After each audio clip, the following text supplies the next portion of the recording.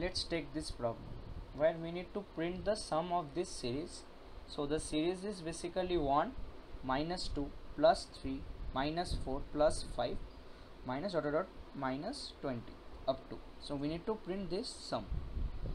So if we look carefully, then the even numbers are subtracted and the odd numbers are added, and the looping variable range is 1 to 20. So I equals to 1, I less than equals to 20.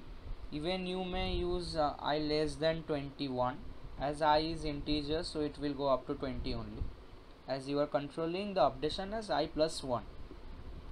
So let's keep it as less than equals to 20 only.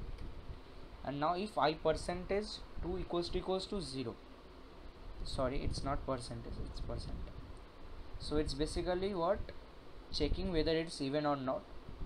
So if it's even, then the sum will be subtracted, sorry, the data will be value will be subtracted from the sum, and if it's odd, then it will be added.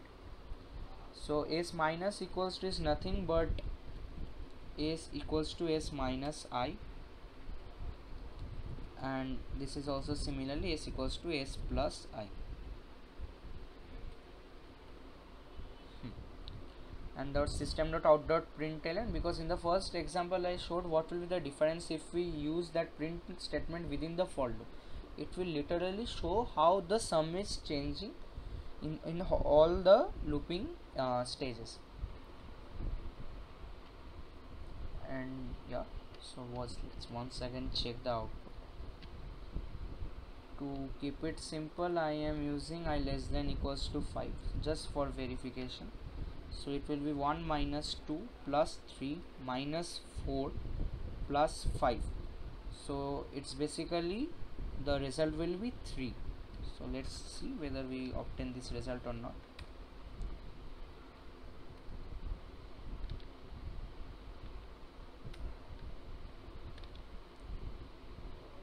Yeah, the sum is 3.